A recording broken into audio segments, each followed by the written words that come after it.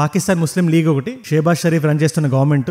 రెండోది పీటీఐ, పాకిస్తాన్ తెహ్రీక్ ఇన్సాఫ్, ఇది Imran Khan party. PTI party యాక్టివిస్ట్లే ఇప్పుడు రోడ్డు మీదకి వస్తున్న ప్రొటెస్టర్లు. నేను ఈ వీడియో నాకు ఇక్కడ ఉండే టైంలో 27th November షూట్ చేస్తున్నా. అది మీ దాకా వచ్చేసరికి 28th అవుతుంది. అంటే 26 November కి 2 రోజుల తర్వాత. 26 November అనే డేట్ మీకు గుర్తుందా? జాగ్రత్తగా వినండి. 26 November 2611. Does it ring a bell? Correct గా 16 సంవత్సరాల క్రితం పాకిస్తాన్ నుంచి ఒక 10 మంది వచ్చి మన ఫైనాన్షియల్ క్యాపిటల్ అయిన ముంబైలో వాళ్ళు ఏం చేశారో మన అందరం చూసాం. బహుశా విధి ఆడుతున్న వింత నాటకం అనుకుంటా. కరెక్ట్ గా 16 సంవత్సరాల తర్వాత 26 November 2024 రోజున పాకిస్తాన్ క్యాపిటల్ ఇస్లామాబాద్ ప్యారలైజ్ అయిపోయి ఉంది. మీకు చిన్న ఎగ్జాంపుల్ ఇస్తున్న, జాగ్రత్తగా వినండి. ఒక దేశంలో రకరకాల ప్లేసెస్ నుంచి పెద్ద పెద్ద కాన్వాయ్స్ ఆఫ్ పీపుల్, జన సముద్రాలు బేసిక్ గా ప్రతి ఊరు నుంచి, ప్రతి జిల్లా నుంచి, ప్రతి పల్లెటూరు నుంచి ఇస్లామాబాద్ తరలివెళ్తున్నారు. మీకు ఇంకా ఈజీగా చెప్పాలంటే ఖైబర్ పఖ్తూన్ అనే ఏరియా ఉంది. అది పాకిస్తాన్ లోనే 4th largest ప్రావిన్స్. అది అక్కడ ఒక కాన్వాయ్ 2 కిలోమీటర్లు ఉందంట. ఇది మా ఫైనల్ కాల్, మా ఖాన్ ఇచ్చిన final call.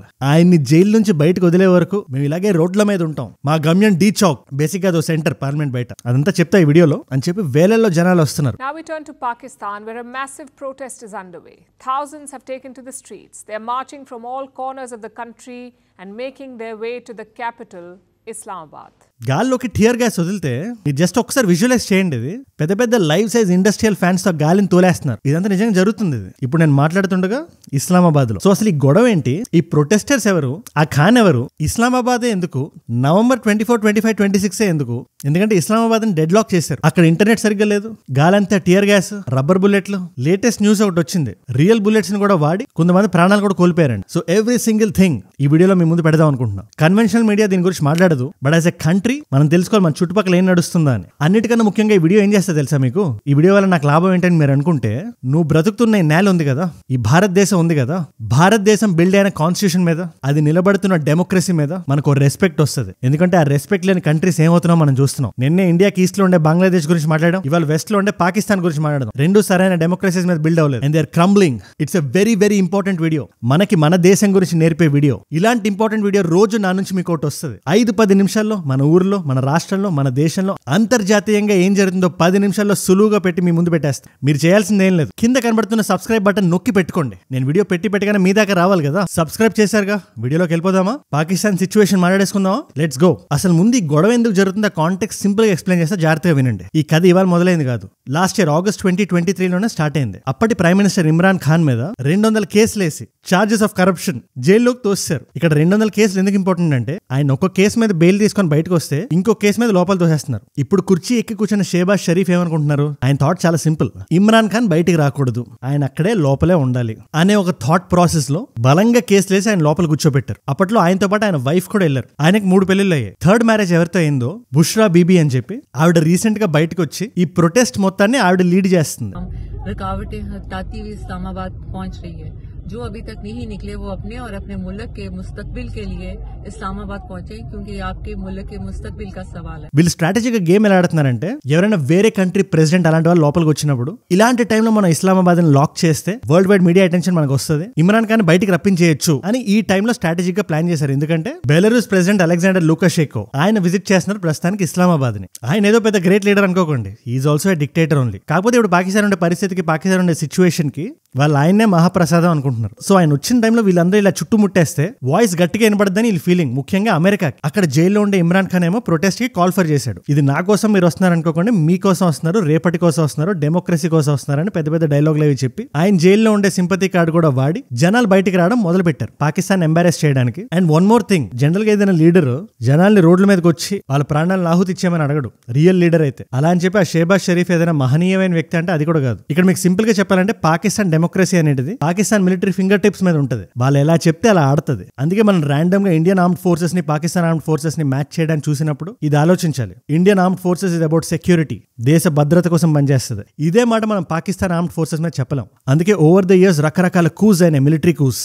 Again coming back to the point. So ఈ షరీఫ్ గవర్నమెంట్ కూడా చాలా హెల్ప్లెస్ గా ఉంది. సో ఇలాంటి టైంలో వీడియో బిగినింగ్ లోనే చెప్పా, రకరకాల మంది ఎక్కడెక్కడి నుంచో క్యాపిటల్ దగ్గరకు వచ్చేస్తున్నారు. ఈ షరీఫ్ గవర్నమెంట్ ఒకటే చెప్పింది, పారామిలిటరీ ఫోర్సెస్ కైనా పోలీసులకైనా ఎట్టి పరిస్థితుల్లో మాక్సిమం నంబర్ ఆఫ్ పీపుల్ ని ఇస్లామాబాద్ రాకుండా ఆపండి.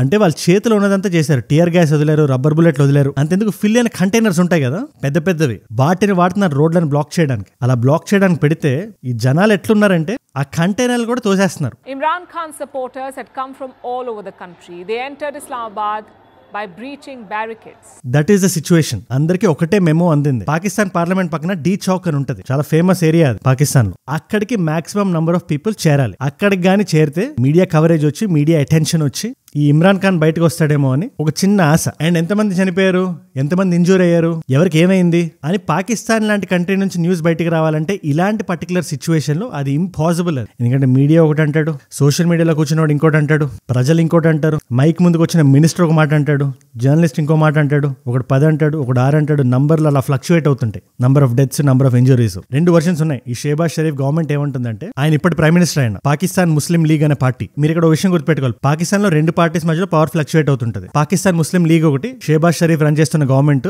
రెండోది PTI, పాకిస్తాన్ తెహ్రీక్ ఇన్సాఫ్. ఇది ఇమ్రాన్ ఖాన్ పార్టీ. అందులోనే నో కాన్ఫిడెన్స్ మోషన్ అది వచ్చి ఆయన బయటకు తోస్తారు కానీ, but this is one party. ఈ PTI పార్టీ యాక్టివిస్ట్లే ఇప్పుడు రోడ్డు మీదకి వస్తున్న ప్రొటెస్టర్లు. సో ఈ పాకిస్తాన్ ముస్లిం లీగ్ ఏముంటుంది, ఈ జనాలు ఉగ్రవాదుల్లో బిహేవ్ చేస్తున్నారు, మా పారామిలిటరీ ఫోర్సెస్ ని ప్యారలైజ్ చేస్తున్నారు, ఆల్రెడీ 6 చనిపోయారు, అందులో 4 పారామిలిటరీ అఫీషియల్స్ ఉంటే 2 పోలీసులు ఉన్నారని వీళ్ళంటే. The overnight confrontation claimed 6 lives, including 4 paramilitary soldiers and 2 protesters.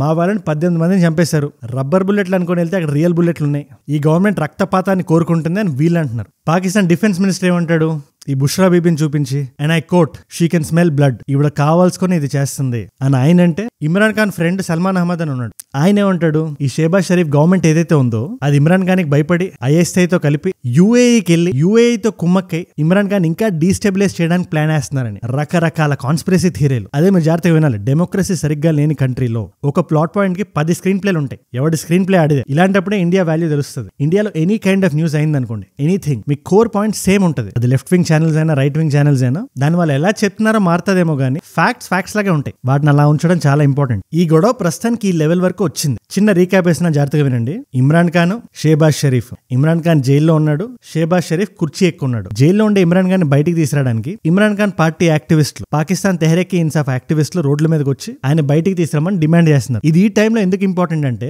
Islamabad ని లాక్ చేసింది, ప్యారలైజ్ చేసింది in time where foreign interference is there. వేరే దేశం ప్రెసిడెంట్ వచ్చినప్పుడు ఇలా చేస్తున్నారు. అండ్ ఇమ్రాన్ ఖాన్ ఉన్న గ్లోబల్ స్కేల్ ఇప్పటిదాకా ఉండే పాకిస్తానీ లీడర్స్ తో కంపేర్ చేస్తే ఆయన కొంచెం పాపులర్. సో ఈ ప్రజల అభిప్రాయం ఏంటి, ఇది US దాకా దీని సౌండ్ వెళ్తే, దీని రీసౌండ్ వెళ్తే, ట్రంప్ చెవిని మాట పడితే ఆయన ఏమైనా ప్రెసిడెంట్ అవగానే ఇతను వదిలిపించేస్తారేమో ఇమ్రాన్ ఖాన్ అని ఆయన ఫీల్ అవుతున్నారు. కాకపోతే ఆ నమ్మకంతో ఉండడం అంత కరెక్ట్ కాదు. ఎందుకంటే US కి 100 పనులు ఉంటాయి, వాళ్ళ ఓన్ ఇమిగ్రేషన్ లాస్ ఉన్నాయి. ట్రంప్ క్యాంపెయినింగ్ లో చాలా ప్రామిస్ చేశారు ఆయన, అవన్నీ ఫస్ట్ ఫుల్ఫిల్ చేయాలి. ఇవన్నీ వదిలేసి ఇమ్రాన్ ఖాన్ పాకిస్తాన్ ఇలా ఆలోచిస్తారు ట్రంప్ అనుకోవడం చాలా తప్పు. ఇప్పటికే ఖైబర్ పఖ్తూన్ నుంచి, సింధ్ నుంచి, బలోచిస్తాన్ నుంచి, ఇన్ఫాక్ట్ పాకిస్తాన్ పంజాబ్ ప్రావిన్స్ అని కూడా యాక్టివేట్ చేశారు. అన్ని దగ్గర నుంచి ప్రజలు వస్తున్నారు. ఇది ఎక్కడికి లీడ్ అవుతుందో చూడాలి. And most of the Pakistani YouTubers ఎవరైతే ఉన్నారో వాళ్ళు ఇలాంటి యాక్టివిజం కి, ఇలాంటి ప్రొటెస్ట్లకి కాల్ ఫర్ చేసినప్పుడు ఫస్ట్ వాళ్ళు దిగాలి రంగంలో. సంబడి లైక్ మీ, వాళ్ళు ఏ కంట్రీలో ఉన్నా జరిగింది చెప్పాలి. బట్ ఏదైనా ప్రొటెస్ట్ కి కాల్ ఫర్ చేసినప్పుడు జరిగింది చెప్తారు, జరిగింది చెప్పాలి కూడా. That is our responsibility. But ఏది ఇర్రెస్పాన్సిబుల్ తెలుసా, ఎక్కడో UAEలో కూర్చొని, ఎక్కడో యూరోప్ లో కూర్చొని, ఎక్కడో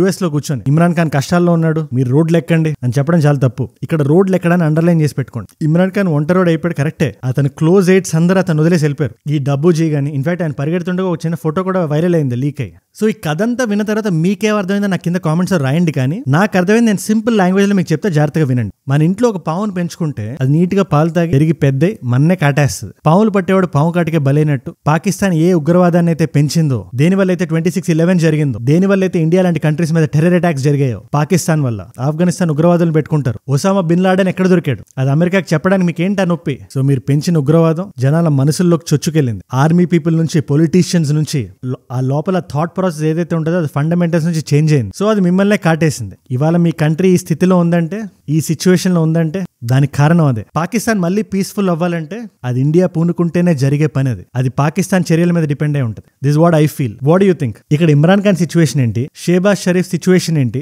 బుష్రా బీబీ సిచ్యువేషన్ ఏంటి, PTI సిచ్యువేషన్ ఏంటి, ముస్లిం లీగ్ సిచ్యువేషన్ ఏంటి, అసలు మొత్తానికి పాకిస్తాన్ సిచ్యువేషన్ ఏంటి? Let me know down in the comments. This is what Islamabad looks like. The roads are mostly empty except for security personnel. Clean-up work is underway and the protesters are nowhere to be seen.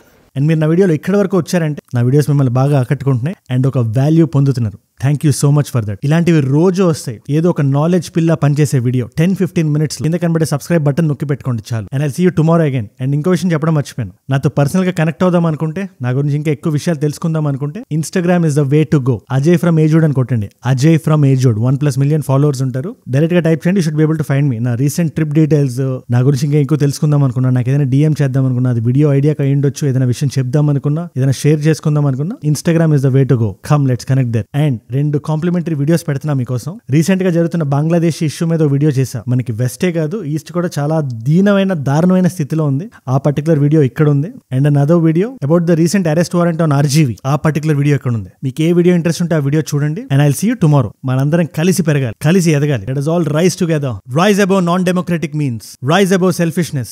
Rise above hate. ఏజుడ్ అంటే మనం. జై హింద్, జై భారత్, జై ఆంజనేయ.